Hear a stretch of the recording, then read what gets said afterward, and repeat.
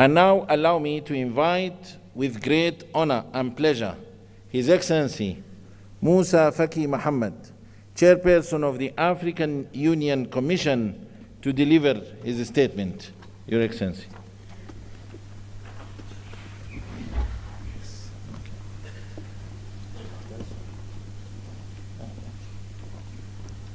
I'm here referring in the order of their chairmanship, Alpha Conde, Paul Kagame, Abdel Fattah al-Sisi, Cyril Ramaphosa, Antoine Félix Tshisekedi, Macky Sall, Azali Assoumani, and Mohammed Ould Sheikh Al-Ghazouani. At this moment of remembrance, I cannot forget President Idriss Déby Itno. May his soul rest in peace, who, as a convinced Pan-Africanist, had the initiative presenting my candidature to head the commission, and who invested himself unstintingly for such a destiny for me. His tragic death was my most atrocious pain of these 2 terms. Excellencies, ladies and gentlemen, 8 years have elapsed since my election at the end of January 2017 as chairperson of the African Union Commission. At this moment, loaded with history, meanings, and symbols, I would like to fulfill the moral duty of presenting to you the broad outlines of the outcome of these 2 terms. Thanks to this journey, I have deeply imbued myself with both what makes the greatness and the influence of our continent, of our continental organization, as well as the various constraints and limitations that have hindered the rhythm of our pace. I have crisscrossed this beautiful and fantastic continent. I feel deeply proud, having visited at least once all the 55 member states of our union. The opportunity that this moment affords is historical and unique. I will try to fulfill the dual obligation of reporting and also raising some questions about some issues, being well aware that we must not absolutely abuse of your precious time. A consolidated report of our achievements and an annual report have been distributed to you in accordance with our regulations.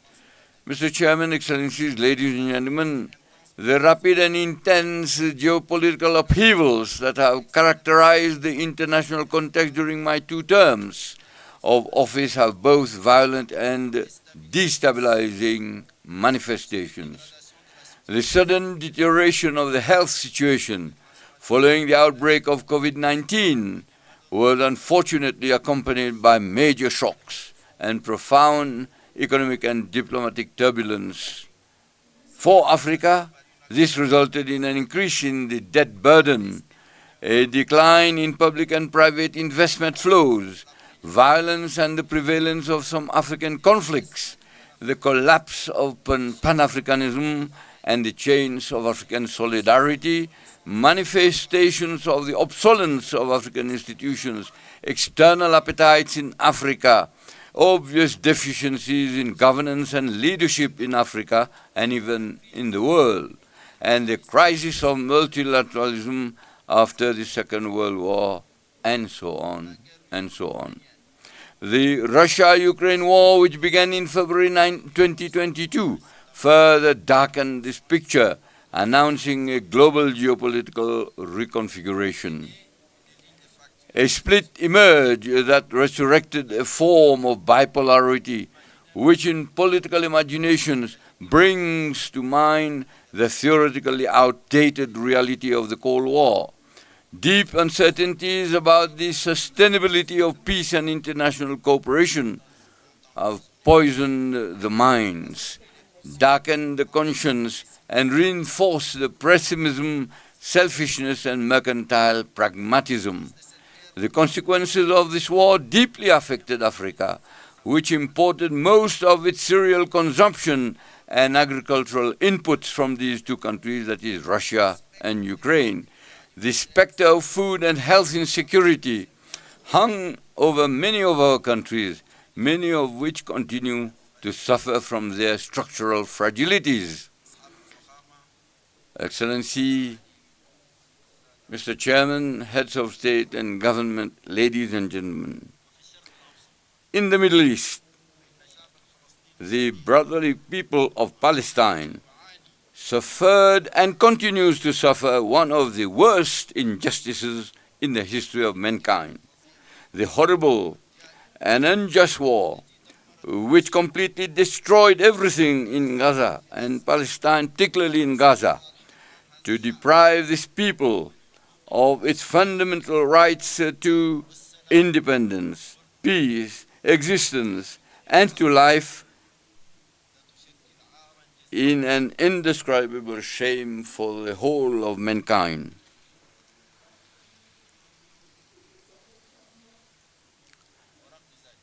In spite of all this,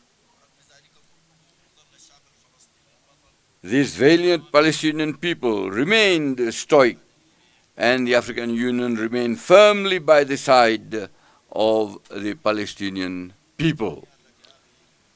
I want to express to our brother Abu Mazin Mahmoud Ahmadan our solidarity. This apocalyptic landscape that Palestine, the Gaza Strip, and its population, in particularly after more than a year of war, destroying all forms of life and property, continues to unfold in almost total silence of the powers of the world, except for the call by some for the systematic deportation of Palestinians from their lands. It is really adding insult to injury. This unprecedented tragedy weighs heavily despite the ceasefire and the release of hostages and prisoners facilitated by Qatar, Egypt, and the USA on the universal conscience and deeply questions our humanity. The stronghold of increased, stifling, dehumanized globalization does not leave Africa outside the hegemonic struggles that are taking place far from its land. On the contrary, the continent is suffering from the excesses and fragmentations reflected in proximity conflicts, barely veiled support from external powers from the warring parties on the continent, the expansion of terrorism and violent extremism, the continuation of the devastating war in the Sudan, in Eastern Democratic Republic of the Congo, the divisions of Libya, whose reconciliation charter was signed and adopted yesterday, and I would like to congratulate you, President Sassou Nguesso. Tensions of all kinds in the Sahel, in the Lake Chad Basin, in the Gulf of Guinea, in Mozambique, in the Horn of Africa and the Great Lakes region are another part of the unsmoldering string of African crises.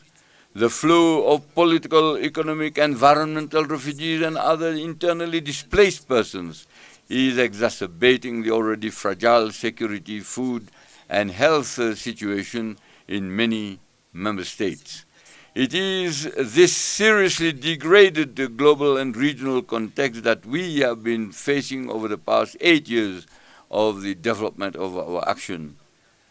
Excellency, Mr. Chairman, Excellencies, heads of state and government, ladies and gentlemen, the institutional reform of our union, which began in 2017, aimed at establishing the optimal condition to guarantee the efficient pursuit of the programs included in our strategic doctrinal guiding compass Agenda 2063 for the purpose of better resistance to the challenges that were identified.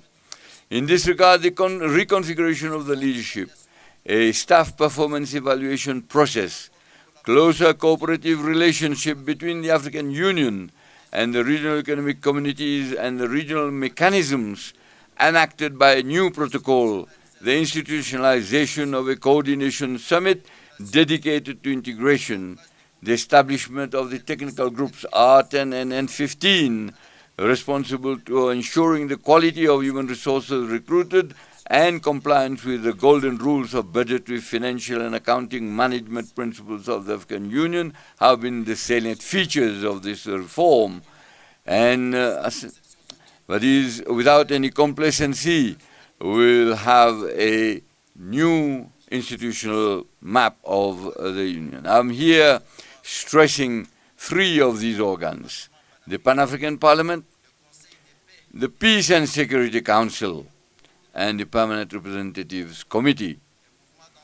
The overall movement of the reform, with its shadows and lights, confirms its relevance and its necessary progressive nature to be deployed over the long term. It is a requirement for the perpetual adaptation of the structures of our Union to the developments that characterize the world. I would like to thank President Paul Kagame and President William Ruto for their remarkable efforts to move this reform forward. Mr. Chairman, Excellencies, ladies and gentlemen, an assessment of the first 10-year implementation plan of Agenda 26.3, covering the period 2014 to 2023, reveals the sectoral progress made in our march towards building the Africa that we want. It is crucial to learn the real lesson and make the appropriate subsequent adjustments. In the field of health, it is a holistic approach translated on the ground into actions crowned with success. With the outbreak of the COVID-19 pandemic, Africa CDC established itself as the most effective instrument in the fight of all diseases. The worrying issue of health financing continues to be a source of concern for us.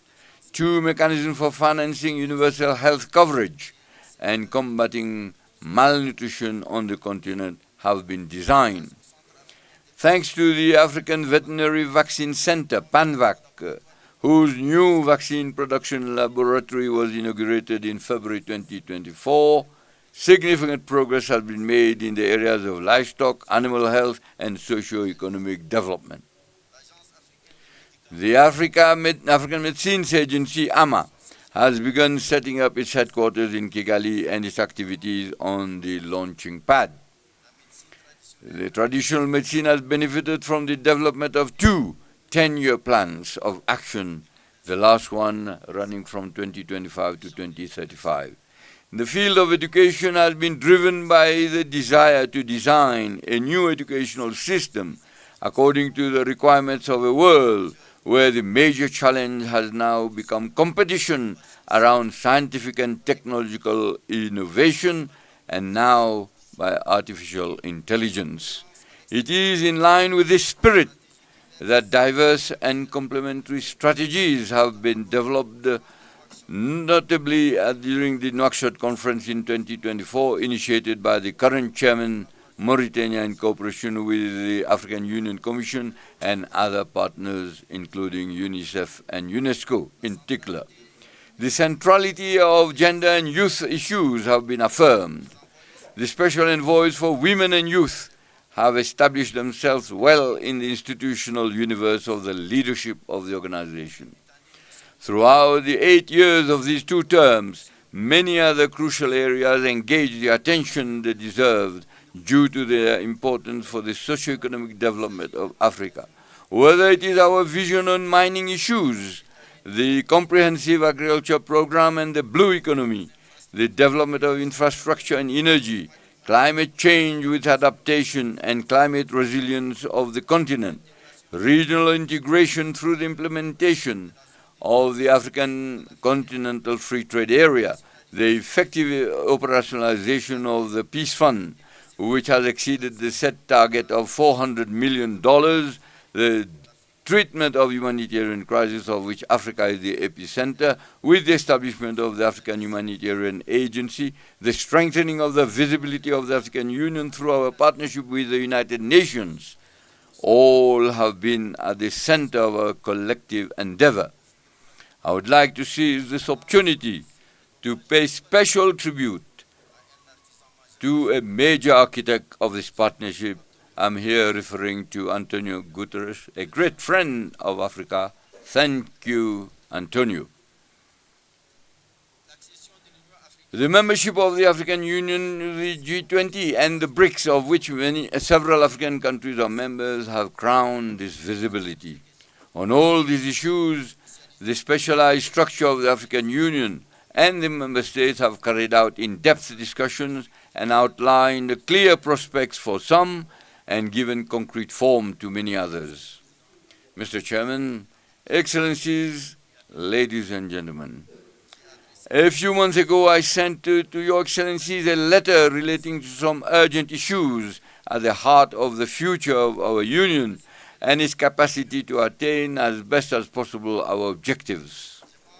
I am here thinking first of the Peace and Security Council, which I mentioned earlier on, and its role should be carried out on the basis of texts that govern its function, its operation, from which it draws the strength and legitimacy to design, supervise the pressing issues of our collective security and impose, if necessary, the required sanctions. It is very regrettable that its decisions are sometimes contrary to our own principles, and when they are not, often remain dead letters. The decision of this central continental organ cannot be considered in a casual manner, nor by bias the concept and practice of its regional economic communities in the name of the hackneyed principle of subsidiarity interpreted in a self-interest and partisan manner. The mentioning of the PSC brings forth the issue of unconstitutional changes of government. In this regard, I mention in the said letter that we have only two options henceforth: either abandon the principles that currently govern this issue or apply them seriously. Notwithstanding the fact that we can revise them, adapt them to the new realities, I think for our own credibility, we should continue to establish these principles like a litany while trampling on them and accepting their flagrant and constant violation.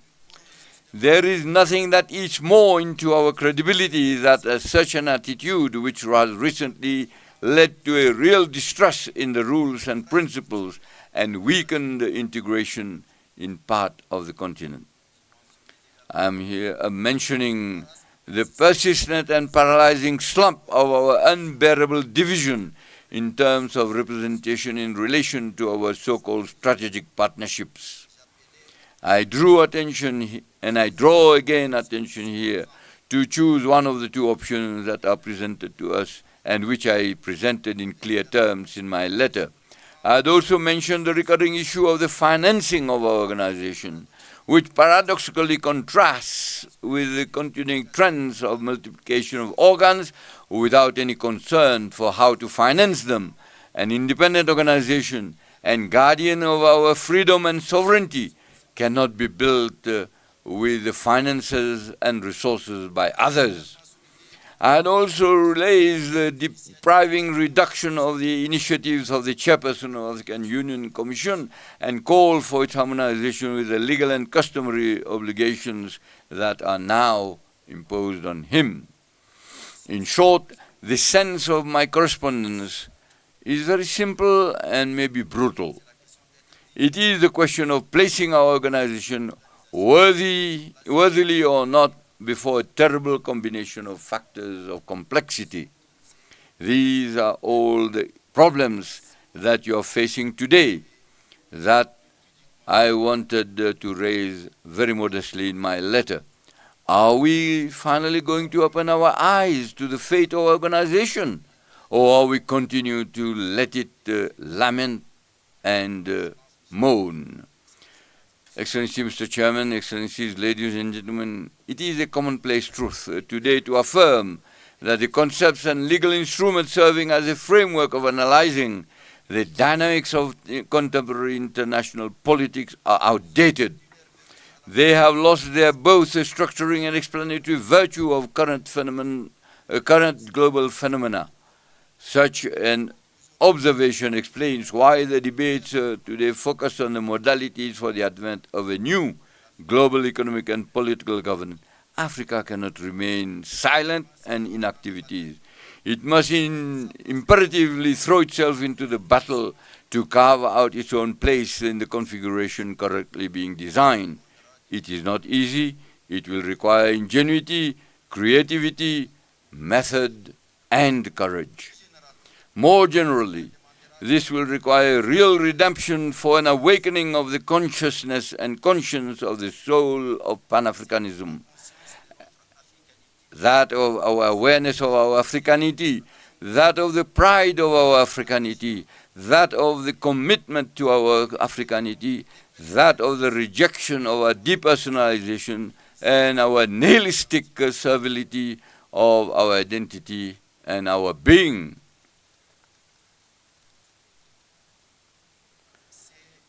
This is what African youth are calling for us to do. They are the majority in all our states and are becoming increasingly demanding. Their voices are resonating louder and louder thanks to the new forms of communication that amplify all expressions. African youth are constantly challenging us and putting us on trial for being out of step with their aspirations, which are that of an Africa that is open to itself, united, sovereign in its policies and choices, standing and interdependent. This solidarity has always been our lifeline in the fight against colonialism and apartheid and the completion of our independence. We have just paid tribute to the memory of a great combatant, Sam Nujoma. This should bring something and click something in our minds. Our solidarity should galvanize our consciences, our wills and our intelligence to lead us to a more promising common destiny. There are no other new path for our future than to listen and to give substance to the aspirations of our youth, our fellow citizens and our diaspora. Mr. Chairman, Excellencies, ladies and gentlemen, I am leaving my office definitively in a few days. I confess that I feel overwhelmed by a sweet feeling of freedom that allows me to say a few words from the bottom of my heart.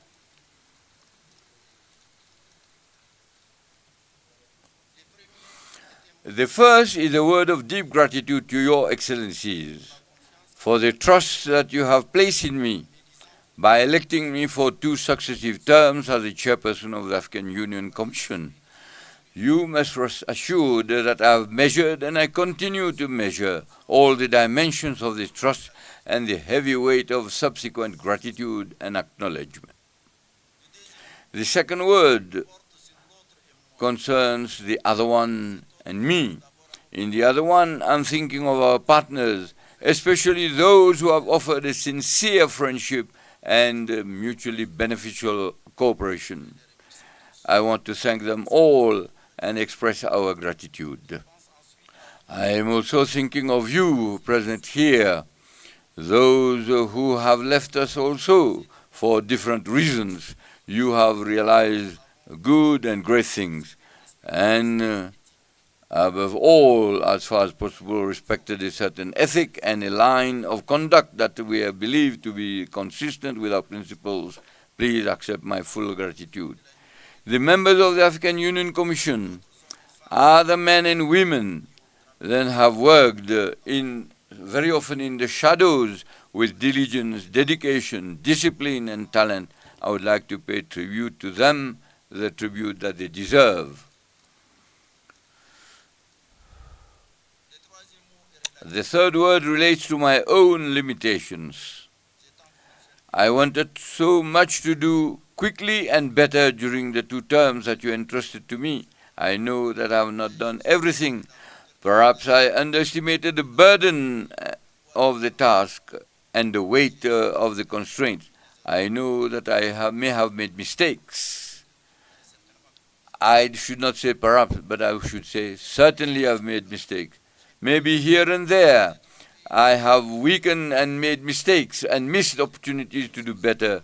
I would like to apologize and ask forgiveness if my shortcomings have caused any individual or collective harm.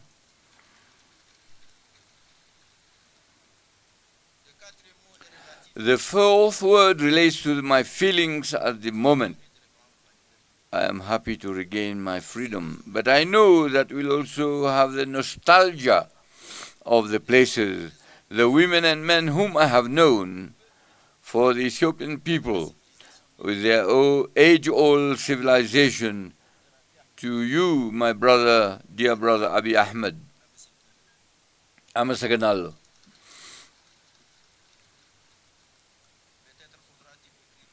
Maybe we'll have time to write the history of all this tangle of feelings and sensations.